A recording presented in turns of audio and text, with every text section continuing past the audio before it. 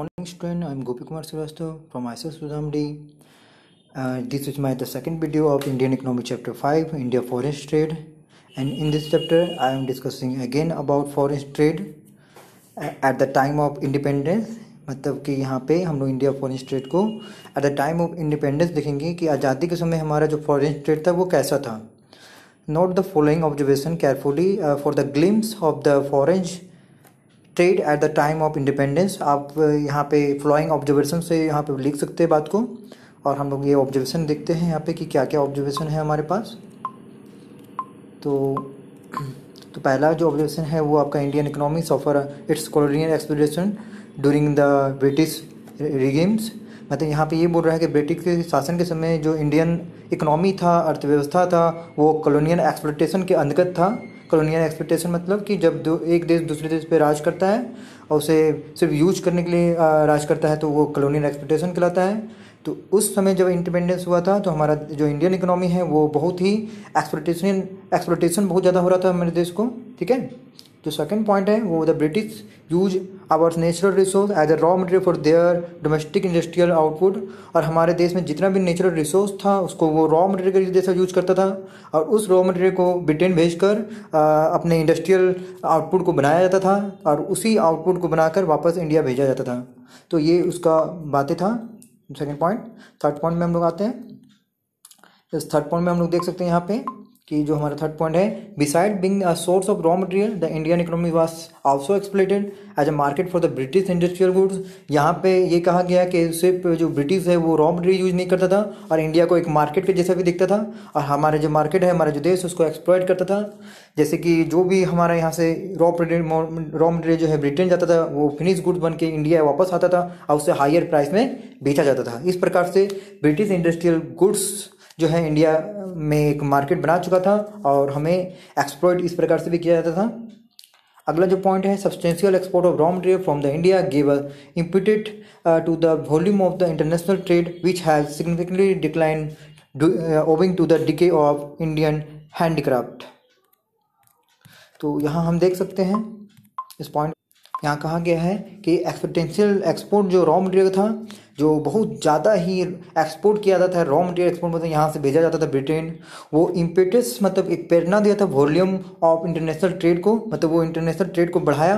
क्यों बढ़ाया? ब्रिटेन का इंटरनेशनल ट्रेड क्यों बढ़ा? क्योंकि बहुत सारा रॉ मटेरियल इंडिया से जा रहा था तो उससे रॉ मटेरियल का कमी नहीं हुआ. इसी प्रकार से इंडियन इंटरनेशनल ट्रेड जो था ब्रिटेन का वो बहुत ज़्यादा बढ़ गया, which had significantly decline the owing to the decay of Indian handicraft. इस प्रकार से क्या हुआ कि रॉ मटेरियल तो यहाँ से सारा चला गया था ब्रिटेन, तो हमारे पास तो रॉ मटेरियल बचा नहीं. तो हमारा जो इंडियन जो फॉर्मर लोग थे, जो इंडियन सिटीजन थे, उनका हैंडीक्राफ्ट इंडस्ट्री जो है वो डिके हो गया, ख़त्म हो गया. ठीक है. उसके बाद हमारा जो पॉइंट है वो फिफ्थ पॉइंट है, on the ebb of independence our balance of trade export minus import. पहले आपको बता दें on the ebb of independence मतलब क्या, इंडिपेंडेंस के समय, और आवर बैलेंस ऑफ पेमेंट का मतलब या ट्रेड का मतलब हो गया एक्सपोर्ट माइनस इंपोर्ट. मतलब जब आप एक्सपोर्ट माइनस इंपोर्ट करते हो तो वो बैलेंस ऑफ ट्रेड कहलाता है. तो वास्ट फेवरेबल यहाँ पे दिखा रहा है कि जब अब हमारा देश को independence at the ebb of independence मतलब हमारा जब देश इंडिपेंडेंस नहीं मिला था या उसके कगार में था तो उस समय हमारा जो एक्सपोर्ट था या बैलेंस ऑफ ट्रेड जो था वो फेवरेबल था. उसका एक ही कारण है क्योंकि यहाँ हमारा देश से सबसे ज़्यादा मात्रा में फिनिश गुड तो नहीं जा रहा था पर रॉ मटेरियल जा रहा था, जिससे हमारे देश में सरप्लस तो हो रहा था पर ये सिर्फ ब्रिटिश के लिए हो रहा था, हमारे लिए बिल्कुल नहीं हो रहा था. मतलब यहाँ फेवरेबल दिखा रहा है, फेवरेबल मतलब अच्छा था कि ट्रेड अच्छा हो रहा है, पर ट्रेड हमारे लिए कहाँ हो रहा था, हमारे लिए तो हो ही नहीं रहा था, ब्रिटिश के लिए हो रहा था. क्योंकि हमारे देश में भी ब्रिटिश है और बाहर में भी ब्रिटिश है, दोनों तरफ तो ब्रिटिश ही था. उसके बाद हम लोग आगे पॉइंट बढ़ते हैं. In 1946-7 the excess of export over import, जो एक्सेस था एक्सपोर्ट इम्पोर्ट पे वे एस्टिमेटेड एज 31 करोड़. मतलब 1946-47 में ये देखा गया कि जो एक्सपोर्ट जो है ज़्यादा है, किससे ज़्यादा है, इम्पोर्ट से. तो कितना ज़्यादा है? 31 करोड़. मतलब बहुत अच्छा फेवरेबल बैलेंस दिखा रहा है, बहुत अच्छा बात है. Through in 1947-48 the balance of trade had shrunk to the 14 crore. मतलब ये घट के 14 करोड़ हो गया, जो कि एक गिरावट है.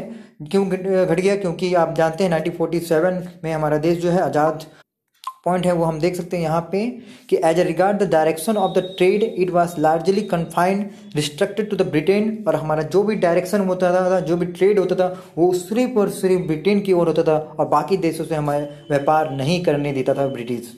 Simply because the British ruler exploit the Indian economy as a source of raw material। क्योंकि ब्रिटिश क्या कर रहा था, हमारे देश को एक्सप्लॉइट कर रहा था धीरे धीरे as a economy, as a source of raw material and the market for their export. वो हमारे देश को एक रॉ मटेरियल का सोर्स बना चुका था और एक मार्केट बना चुका था अपना फिनिश गुड्स के लिए। तो इससे बहुत ही फ़ायदा था। तो वो चाहता था कि इंडिया सिर्फ और सिर्फ व्यापार करे तो सिर्फ ब्रिटेन के साथ करे, क्योंकि ब्रिटेन को उससे बहुत ज़्यादा फायदा है। The composition of the trade indicated backwardness of the economy as our export included largely for raw material while our import included largely for finished goods। यहाँ पे बताया जा रहा है कि हम जो ट्रेड था वो दिखा रहा था कि backwardness of economy, our export are included largely of raw material. हमारा जो इकोनॉमी था वो बहुत बैकवर्डनेस इसलिए हो गया था क्योंकि हमारा एक्सपोर्ट फिनिश गुड्स का नहीं दिखा रहा है, हमारा एक्सपोर्ट रॉ मटेरियल दिखा रहा है। रॉ मटेरियल मतलब कच्चा सामान का दिखा रहा है, और कच्चा सामान अगर सारा देश से चला जाए तो हम गुड्स बनाएंगे क्या, खाएंगे क्या, पैसा कमाएंगे क्या। While other import are included largely for the finish goods. यहाँ साफ लिख दिया कि हम लोग को जो एक्सपोर्ट है वो रॉ मटेरियल के जा रहा है बाहर, और इंपोर्ट है जो फिनिश गुड्स का आ रहा है, और वो फिनिश गुड बहुत ही महंगा हुआ करता था। ये प्रॉब्लम था, ठीक है। तो हमारा जो क्वेश्चन है वो ये क्वेश्चन है कि explain the India foreign trade at the time of independence. This is the question, right this question and note in the copy. Thank you. This video is completed. Thank you.